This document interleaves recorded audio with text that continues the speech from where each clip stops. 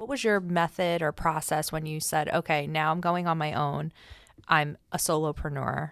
This was pre-team. Like, how did you set yourself up for finding business, converting the business, then fulfilling the services and keeping all that communication consistent? I feel like, don't judge me when I say this answer. You are all of us. And I say that because I literally in my mind was an executor. So I was like, I have it in my mind and it's just me. I'll figure it out. So Post-its were posted everywhere for my leads and I had it color coded. I was like, oh, I'm going to use Google Drive because I can have client folders. And then I'm like, oh, I'm going to do ClickUp. And then I'm going to use ActiveCampaign. And the list goes on and on of all the different resources I had. So in my mind, when I started building out my team in 2023, I was like, we're good. Like everything's good. Things should feel good. When I started onboarding them, they were like, you want me to go where? And then now I got to go where? And I'm like, oh, in my mind, it felt like it flowed nice, but it was not clear on where someone should go. And it was actually really, really messy. And we're hitting the pause button and we're only using one platform to figure out how we give that journey for our clients as well as my team. How do they know where they need to go? But Post-its and several other platforms was my... It's crazy. I write on envelopes half the time. Listen, like I've got notes on bills and mail, like on the back of it. I'll start making lists. You don't even want to know what is in here. Okay, if this thing goes missing, like God help us, we're out of business. I'm just joking. Well, we're relying on my memory half the time, which is not good, by the way. Like, no, but it's like the notes, my Apple notes or my iPhone notes are like ridiculous. It's bananas. It's if true. you couldn't search for it, you probably wouldn't even know what's on your notes. Oh, it's a mess. Yeah. But I think it's funny because like when you hear this too, like it's such a challenge to do this because I just went through this recently too because it's just the way I've always done it. And now I have to expect someone to understand how I do it. And get in your mind. And it doesn't work when they don't think that way, when maybe the system sucks, right? Like there's so many factors. But when you think about it, like it was probably painful because I know you scaled drastically.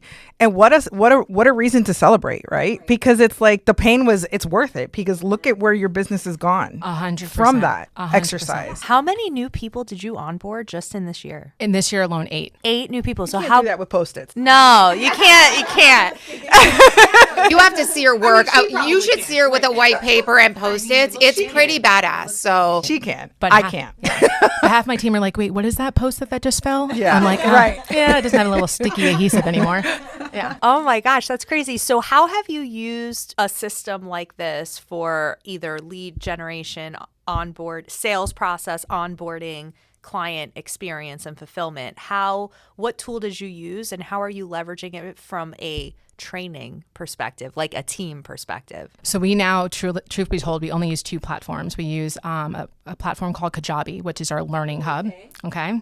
And then we use ActiveCampaign, which is an email provider. And what we have done is from our client journey versus our team member journey, we started from the second of when a client signs on, what does a client need to do from start to finish versus what does my team need to do?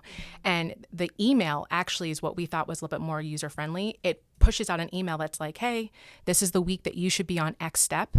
This is what you should be doing. If you need to know how to, click this link and there will be a video that takes you to Kajabi. So it works for our clients and our team members. And now they get to see it. So for my type A's that are like, well, I physically need a video, they can go to Kajabi. For my other ones that are like, just tell me where I need to be and like how I have to show up, the email works great for them. So these 2 platforms by itself, even lead gen is in that as well. Like, hey, how do you want to know how to work with us? Click on this video. We'll walk you through what an experience is like with Element of Change. Oh my God, that's amazing. You know me, guys, and goosebumps. But we're living in a time where it is so critical, the client experience. The service is almost secondary, I think. Like, our clients are looking for something that is seamless, that is not going to be burdensome. They have a million things going on. And so if they have to do all the work, that's where you're going to lose them. Whereas the easier you make it on them, the happier they are. And then it just, everything flows. And the results are amazing. It's the key to raving fans and referrals. Literally. Like your referrals lie in your experience and surprising and delighting people. And today, a surprise and delight is I don't have to follow up with you. That email came before I had to ask you, and it had a video link in it, and it had my attachments, and I'm done. When I have someone ask me, who do I use for insert service here? you better believe I'm going to go to the person that does the homework for me and makes it easier on my life. And, it's super interesting. I read this article on, random Instagram scroll, but I read an article that was talking about how a lot of big thought leaders in tech space and AI are predicting that by 2044, we will be a solopreneur marketplace. Wow. And they're also predicting that even the big businesses, like the are going to really look a lot like the way Romi and my business looks, or the Daily Drip, where it's a big business, a big brand operating with a team of 3.5. Wow. Why? Because of all the tools and systems and technology that are built in and in place.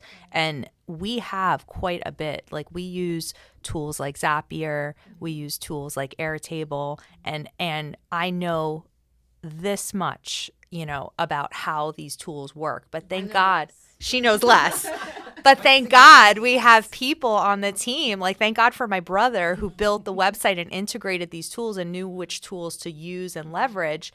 That literally was the difference in our cash flow, because had we had to hire even a VA to help do the services that those tools do for us, we wouldn't have had the cash flow and the means to invest in some of the initiatives that we did that took us to the moon, literally, in a year. And you're talking about it from a customer experience, but what about a team experience, right? How can you attract talent when you don't have the technology, right? You're not going to get high achieving top performers to work for you if you don't have these systems and you don't provide a path up for them to do their job without friction. There just needs to be some structure. Right. Like, it really just boils down to a structure. Like, I cannot tell you how many times I've had conversations with attorneys and I'm just like, we just need to have some kind of structure. There just needs to be something in place to let people know, like, where to go and what to do certain things. You're mentioning, earlier on, you had mentioned, like, the data being synced up and being, like, real and accurate. That's why a lot of these platforms will have something like a contact form that you can embed on your website. Embedding that information on your website innately just allows that data to just come in right from the customer's own typing. Like, if something was miskeyed, they did it. It wasn't on you. And it's a matter of just being able to understand who you're speaking to. Like, who is your audience? Who are you trying to work with? And what do they usually like to see? Everybody likes to feel like they're the one of many. Everyone likes to feel that. So being proactive and responding to emails before they come to you, every client I work with, that's like something that we always strive for at Simpson & Associates, because I don't like that feeling of having to have someone be like, okay, so where are we on this? It's like hot potato. I heard my attorneys that I work with and like, okay, can you review this? Because I'm feeling that itch. That means they're going to reach out. Like, let's get on top of it, because at the end of the day, we want to surprise and delight. We want to make sure that we're doing a great job and giving a great experience. And I know that that's the reason why I focus on the client journey before I do the other stuff like the data migration and things, because I know their world. I hear the complaints. I used to hear the complaints. So that's another reason why in doing this, I focus so deeply on what is your structure when it comes to your clients, because I've been on the side of it where I've worked at a firm and the client's calling, complaining, like, she hasn't spoken to the attorney. She hasn't spoken to anyone. There's no updates. I don't know what to tell her. And so I'm like, I do my best to finesse her so that she doesn't know that I don't know, but it really comes back to just having some structure. And I would say, too, it comes back to also knowing your ideal client and the prospects that you're going after because of that expectation, right? Like in my space, if I'm going after a contractor, they don't want to be spoken to as frequently as maybe an attorney would like, right? Like you can't build out a journey if you don't know who you're trying to attract or talk to. So that work is super crucial to do upfront. It's more than just the tech piece. Right. Honestly. Well, I think just the fact that she said she starts with the workflows says it all. And what we mean by workflows is, what is it that you want to happen?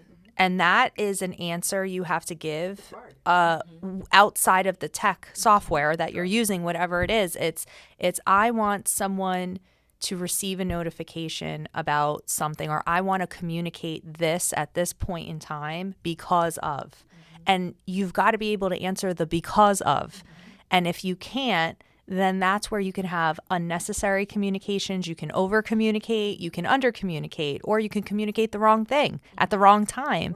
And all of that, impacts the experience. To add to that, if this, then what? Because that's another layer to it, right? Because you have this, you have what you just said, but if this happens, now what happens? Because you have those instances too where, okay, well, Becky might not have filled out the contact form. So if she doesn't, what do you do now? What happens now? Right. And the workflow is supposed to indicate and continue on and tell her an exit rule saying if someone does this, they'll exit out of here. So they're not a part of this workflow anymore. It's the only time my Post-its actually make a comeback.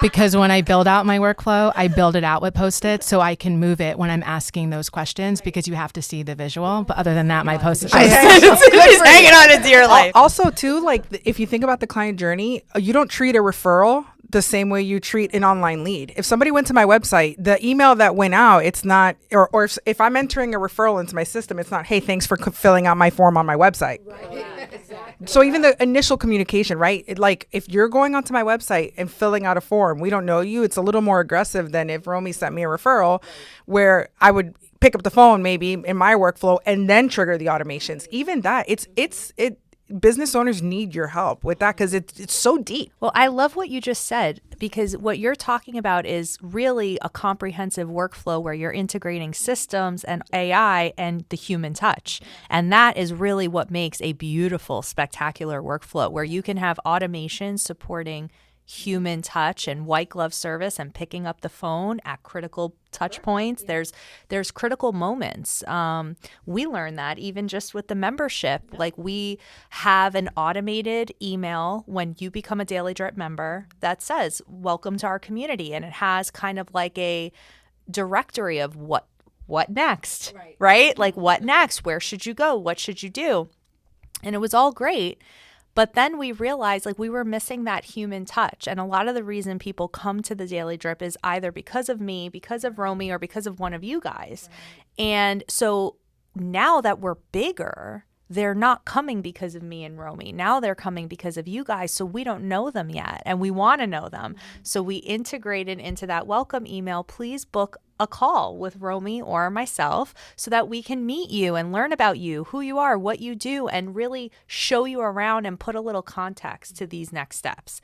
And the feedback we've gotten on just that one little change we made in our workflow, because we injected a little humanity into it, it was crazy. I think there's a misstep with business owners, at least in the beginning, and I had an experience where they're so focused on the service or product that they're delivering that they're not focusing enough on how critical it is to deliver that kind of experience. And so I was working on a project where I was constantly coming up with that. I'm like, okay, I met with this person and I'm asking what's next, and I'm working for it, on that side of it. I said, how can I deliver a good client experience when we haven't even created that? Right. Now it's just kind of like, so I would say that for anyone starting something new, like there's no doubt you started your project, your business because you're confident in what you can deliver. Mm-hmm. But I would heavily emphasize the experience part of it because you are going to be one of many in that space.